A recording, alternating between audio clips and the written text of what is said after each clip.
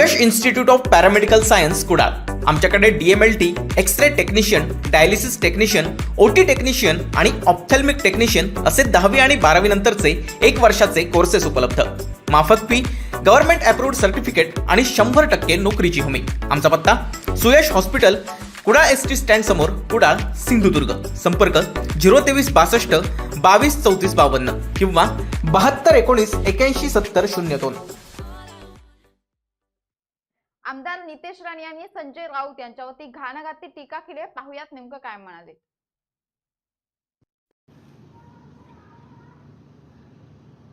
आज सकाळी बोलताना संजय राजाराम राऊत यांनी राहुल गांधींनी लडाखला जाताना किती चांगली बाईक चालवली आणि तिथे जाऊन त्यांनी घुसखोरी कशी पाहिली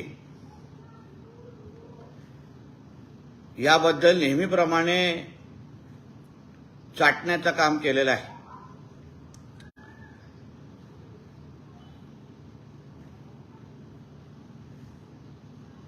एक मुद्दा ह्या निमित्ताने समोर येतो की राहुल गांधींनी 2014च्या अगोदर कधी लडाखला बाईक चालवण्याची हिम्मत केली होती का? तिकडले रस्ते काँग्रेस सरकारने कधी एवढे चांगले ठेवले होते का? बाईक सोडा, चालण्याची तरी परिस्थिती, सायकल चालवण्याची तरी परिस्थिती काँग्रेसच्या सरकारने ठेवली होती का? आज 2014 नंतर मोदी सरकारच्या कामगिरीवर शिक्कामोर्तब करण्याचं काम आज राहुल गांधीजींनी केलेलं आहे. हेच तर मोदीजींनी गेली 9 वर्ष आपल्या देशाचा विकास काय केला विचारणाऱ्या काँग्रेसच्या लोकांना चपलाने मारण्याचं काम राहुल गांधींनी स्वतःच केलेलं आहे. मोदी सरकारने एवढे चांगले रस्ते केले नसते तर राहुल गांधी एवढे बाईक चालवून कधीच लेह लडाखपर्यंत पोहोचले नसते. असो, चांगल्याला चांगलं म्हणणं हे माणुसकीचा धर्म आहे, पण ही काय अपेक्षा आम्हाला आमच्या विरोधकांकडून नाहीये. चीनकडून होणारी घुसखोरीबद्दल कोण बोलतंय? तर संजय राजाराम राऊत. हा भांडूपचा देवानंद, खिचडी चोर 420 हा दुसऱ्यांना घुसखोरीची भाषा करतोय आणि तुझ्या मालकाच्या कारकिर्दीमध्ये मुख्यमंत्री असताना किंवा तुझ्या मालकाकडे जेव्हा मुंबई महापालिका होती तेव्हा तुझ्या मुंबईमध्ये चीन तर सोडून दे, लडाख तर सोडून दे, पण तुमच्या नाकाखाली तुमच्या मालकाचा महापौर असताना, तुझा मालक मुख्यमंत्री असताना या मुंबईमध्ये जे घुसखोरी करून जे रोहिंग्या आणि बांगलादेशी येऊन त्यांनी मुंबईकरांना आज बाहेर काढण्याची जी सुरुवात केली आहे, आमच्या हक्काची पाणी, आमच्या हक्काची जागा, ह्याच्या सगळ्यावर अतिक्रमण करण्याचं काम हे तुझ्या मालकाच्या आशीर्वादाने जे सुरू होतं, त्या घुसखोरीवर बोलण्याची थोडा हिम्मत कर, थोबाड उघड. त्यांना आधार कार्ड किंवा डॉक्युमेंट त्या झोपडपट्टीमध्ये राहण्यासाठी कोणी काढून देते, कोणी काढून दिले आतापर्यंत विचारण्याची हिम्मत आहे? लेह लडाखच्या घुसखोरीबद्दल किंवा चीनमधून होणारी घुसखोरीबद्दल तुझे फार चिंता आहे भांडूपमध्ये बसून, पण भांडूपच्या देवानंदला मला विचारायचं आहे, मुंबईमध्ये जे बांगलादेशी आणि रोहिंग्याची जी घुसखोरी झाली आहे, जे मोठ्या संख्येने बांगलादेशी आणि रोहिंग्या वाढले आहेत, त्याचा जबाबदार हा तुझ्या मातोश्रीवर 3ऱ्या माळ्यावर बसलेला तुझा मालक आहे. या घुसखोरी करण्यासाठी तुझ्या मालकानी किती हप्ते घेतले, किती वसुली केली, ह्याचा पण जरा हिशोब मुंबईकरांना आणि देशाला दे. आणि घुसखोरीबद्दल कोण बोलतंय तर संजय राजाराम राऊत. तर सुजित पाटकरच्या घरी घुसखोरी कोणी केली? त्या महिला डॉक्टर पाटकरचा आरोप काय आहे नेमका? पाटकरांच्या घरात घुसखोरी करायची आणि दुसऱ्यांना घुसखोरीवरचे आरोप करायचे. तुझ्यासारख्या लोकांना घरात पण घेण्याचे खरं तुम्ही लोक लायकीचे नाहीयेत. कारण का कुटुंबामध्ये घुसखोरी, घरामध्ये घुसखोरी करण्यासारखे तुझ्यासारखे नालायक लोक आहेत. म्हणून तू काय घुसखोरीबद्दल बोलण्याची काय तू हिंमत ठेवू नकोस. नाहीतर तुझे काय जे अंडे पिल्ली आहेत ते सगळे कुंडल्या हे बाहेर काढतो आम्ही मग व्हिडिओ सकट. मग तू किती नागडा आहेस, किती नंगा आदमी आहेस, काय त्या रशियन फाईल्स आहेत, या पण थोडा देशाला आणि मुंबईला आणि प्रामुख्याने तुझ्या घरच्यावाल्यांना दाखवून दे की आमचा मर्द बाहेर जाऊन कोणाच्या घरात कशा घुसखोरी करतो हे पण जरा पुरावे सकट जरा त्यांना बघून दे. म्हणून उगाच आम्हाला थोबाड उघडायला लावशील तर तुझे 12 वाजायला आम्हाला चांगल्या पद्धतीने येतं. आता लवकरच तू माझी खासदार होणार आहेस. मी जबाबदाराने महाराष्ट्राला आणि देशाला सांगतो की हा संजय राजाराम राऊत पुढच्या अधिवेशनामध्ये खासदार म्हणून जाणार नाही, खासदार म्हणून संसद बघणार नाही. जी काय तक्रार द्यायची आहे ती अंतिम टप्प्यात आली आहे. आता ह्याचं वस्त्रहरण ठरलेलं आहे.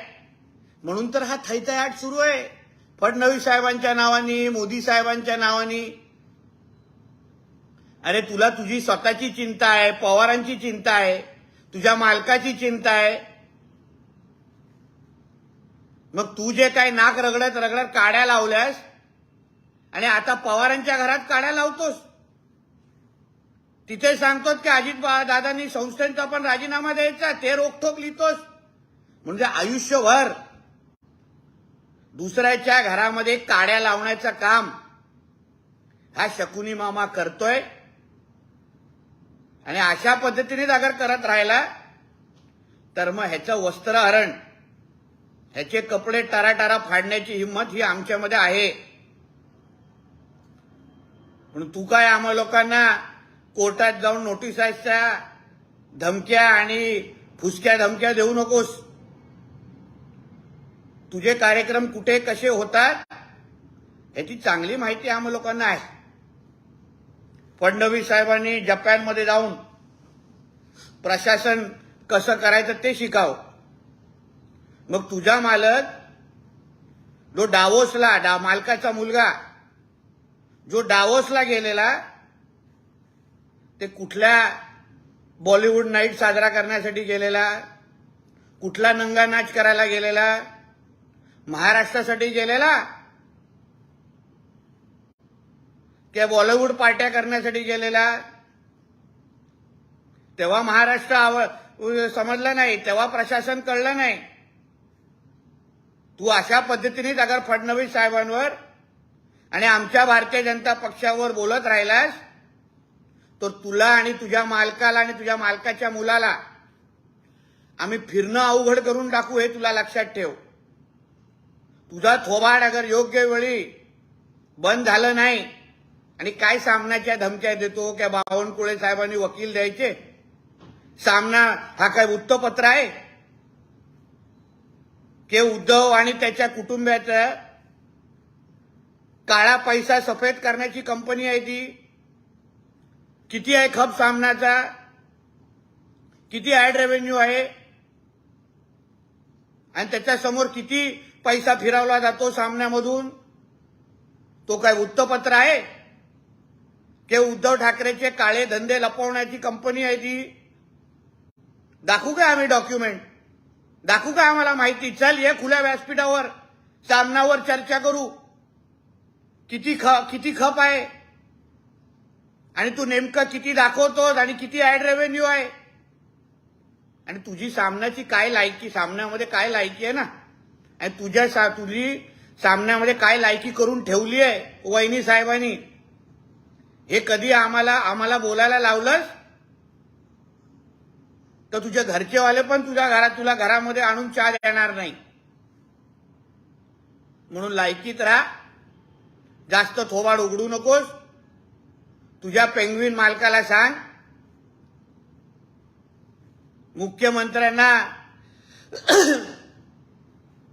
मुख्यमंत्री घाबरले, मुख्यमंत्र्यांना सिनेट निवडणूक घ्यायची नाही. अरे तुम्ही सिनेटच्या नावाने तुझ्या मालकाचा मुलगा, तुझ्या मालकाचा भाचा आणि ती नाईट लाईफ गँग काय नंगा नाच करतात, कसे ते सदस्य बनवतात, सदस्यांचे पैसे कुठल्या अकाउंटवरून भरले जातात, याची जेव्हा इन्क्वायरी होईल ना, हे सगळे विद्यार्थी मातोश्रीवर येऊन तुझ्या त्या पेंग्विन मालकाला कपडे काढून मार. खऱ्या सदस्यांना मतदानाचा अधिकार मिळत असेल त्या दिवशी नक्कीच ही सिनेटची निवडणूक होणार. आणि मी तुला विश्वासाने सांगतो, तुझ्या मालकाच्या मुलाचा एकही सदस्य तिथे निवडून जाणार नाही. कारण का बनवलेले जे काही सदस्य आहेत ते सेना भवनमध्ये आणि बँड्राच्या एका हॉटेलमध्ये बसून बनवलेले आहेत. त्याची माहिती पाहिजे असेल, तुझ्या मालकाच्या मुलाचं वस्त्रहरण करायचे असेल तर बोलो एका व्यासपीठावर, आम्ही माहिती घेऊन येतो, त्याला माहिती घेऊन येऊन दे आणि होऊन जाऊन दे खरं खोटं विद्यार्थ्यांच्या समोर. आणि मग बघू सिनेटमध्ये कोण उभं राहण्याची हिंमत करतो. म्हणून उगाच थोबाड उघडायचं नाही. काल तर फक्त आमच्या मुंबई आणि महाराष्ट्रातल्या भारतीय जनता पक्षाच्या माझ्या सहकार्यांनी सामना जाळण्याचं फक्त आंदोलन करण्याचं ट्रेलर. म्हणून उगाच फुशारक्या मारू नकोस. तुझी काय लायकी आहे हे आम्हाला चांगल्या पद्धतीने माहिती आहे. आणि अशाच अगर सामन्यामधून अग्रलेख लिहित बसलास तर तुला आणि तुझ्या मालकाला हमाम में हम सब नंगे है काय असतं, हे वाक्याचं काय खरा अर्थ असतो हे आम्ही दाखवून देऊ. असे नवनवीन व्हिडिओ पाहण्यासाठी कोकणशाहीचं युट्यूब चॅनल सबस्क्राईब करा व बेल बटन प्रेस करा. तसेच फेसबुक पेज लाईक करा आणि इंस्टाग्राम पेज व ट्विटर पेजला फॉलो करायला विसरू